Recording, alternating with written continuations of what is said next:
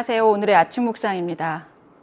오늘 마태복음 5장 1절에서 16절 말씀 함께 묵상하도록 하겠습니다. 여러분은 새해에 어떤 복 받기를 원하십니까? 복 받고 행복한 삶 살기를 누구나 원합니다. 예수님도 복에 대한 이야기를 나누어 주셨습니다. 예수님이 말씀하시는 복은 8가지로 정리를 했죠. 그래서 우리가 일명 팔복이라고 부릅니다. 그런데 그 복의 특징들은 무엇인가? 오늘 본문에서 예수님은 그 복에 대해서 이렇게 이야기하시네요. 본문 3절에서 6절 말씀입니다. 심령이 가난한 자는 복이 있나니 천국이 그들의 것임이요. 애통하는 자는 복이 있나니 그들이 위로를 받을 것임이요. 온유한 자는 복이 있나니 그들이 땅을 기업으로 받을 것임이요. 의에 줄이고 목마른 자는 복이 있나니 그들이 배부를 것임이요. 여러분이 기대하시던 그런 복과 많이 공통점이 있으신가요? 예수님이 말씀하시는 복은 이 세상에서 말하는, 이 세상 사람들이 기대하는 그런 복과는 좀 차원이 다른 것 같습니다. 예수님은 우리가 기대하지 않는 복들만 골라서 이야기하시는 것 같아요. 어쩌면 그렇게도 우리의 기대와는 다른 복만 이야기하시는지 모르겠습니다. 예수님은 이 세상의 사람들이 추구하는 복과는 전혀 다른 차원의 복을 이야기하십니다. 그러면서 천국에서는 이런 사람들이 복 받는 사람들이다 라고 이야기하시네요. 예수님이 말씀하시는 복은 단지 복 받는 조건을 이야기하시는 것은 아닙니다. 이런 사람들의 특징은 한마디로 하나님 없이는 안 되는 인생들입니다. 심령이 가난한 자, 어떤 사람입니까? 하나님 없이는 안 된다는 고백을 하는 겸손한 마음 가진 자들입니다. 애통하는 자는 세상의 죄악됨을 슬퍼할 수 있는 사람들이죠. 온유한 자는 어떤 사람들입니까? 자신의 억울함을 자신이 스스로가 해결하려고 하기보다 하나님께 온전히 맡긴 사람들입니다. 의에 줄이고 목마른 사람은 하나님의 의로, 하나님으로부터 모든 것을 채움받을 수 있는 사람이죠. 공통적으로 이 사람들은 하나님으로 말미암아 충만하게 채움받는 그 복을 누리는 사람들입니다. 세상은 성공하고 물질적으로 충만하게 채움받는 것을 복이라고 이야기하지만 예수님이 말씀하시는 복은 철저히 낮아지고 겸손한 혁명적인 복의 관점으로 이야기하십니다. 하나님의 나라는 이런 사람들의 나라이고 이런 성품을 소유한 백성들의 나라입니다. 이런 하나님의 나라의 백성들은 거룩한 관계 안에서 살아가야 합니다.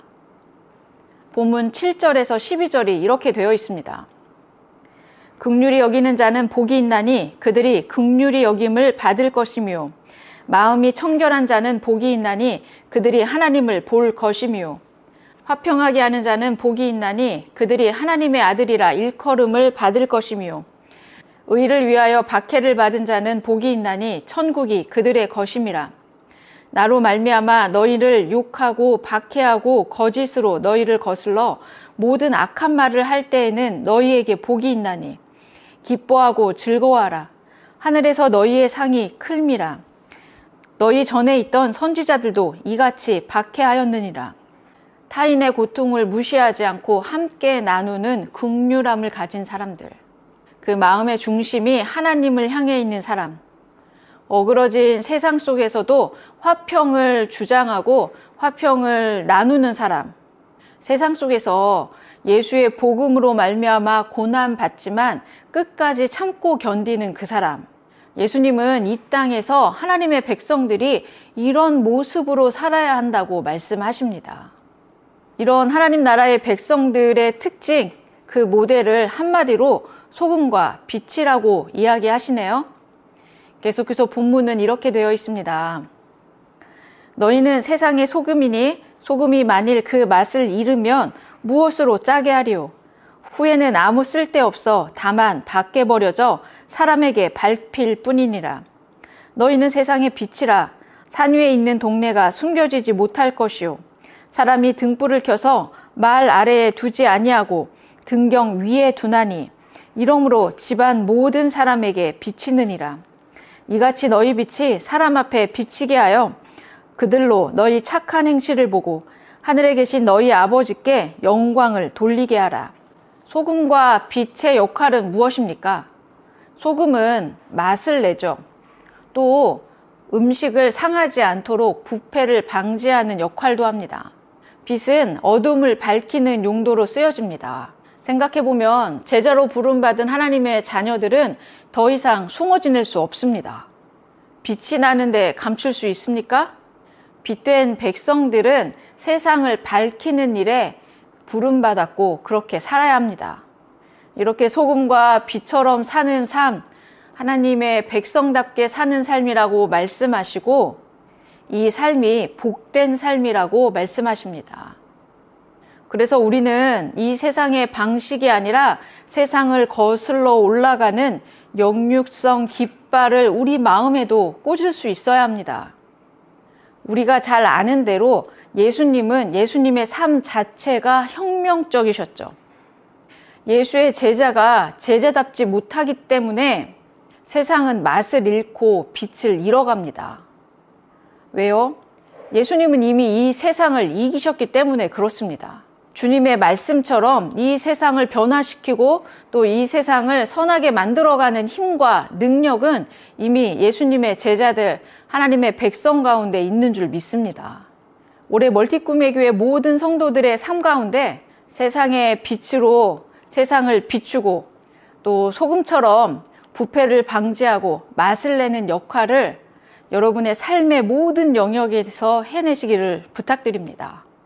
여러분, 세상의 기준이 되시고 변화를 시작하는 시작이 되어 주십시오. 남들이 가는 길 따라가는 인생 아니라 아무도 가보지 않은 길을 비추고 모두가 포기하는 일에는 소금으로 녹아져서 맛을 내는 변혁의 아이콘들이 멀티꿈의 교회 모든 성도들의 이름이 되었으면 좋겠습니다. 올해는 작은 성공들을 많이 일으키시고 낮아짐으로 이 세상 가운데 예수 그리스도의 복을 전하는 저와 여러분 모두가 되었으면 좋겠습니다. 잠시 기도하도록 하겠습니다. 사랑이신 주님, 예수님은 우리에게 말씀하시는 그 복의 모양이 이 세상의 관점이나 이 세상의 방식이 아닌 전혀 새로운 변혁적인 복을 이야기하십니다. 낮아짐으로, 긍휼함을 나눔으로, 화평케함으로, 그 누구도 상상하지 못한 맛과 빛을 내는 예수 제자의 삶, 우리가 살아낼 수 있도록 주님 세임과 능력을 더해 주옵소서. 우리의 삶의 자리를 변화시키고 다른 사람들에게 복음의 빛을 전하는 변혁의 아이콘들이 다 될 수 있도록 멀티꿈의 교회 성도들에게 올해 세임과 능력을 부어 주옵소서. 주님의 복을 우리가 먼저 누리고 세상 가운데 전하는 복된 삶, 멀티꿈의 교회 모든 성도들의 삶의 모양이 될 수 있도록 주님 역사하여 주옵소서. 주님께 모든 것을 의탁드리며 예수님의 이름으로 기도드렸습니다.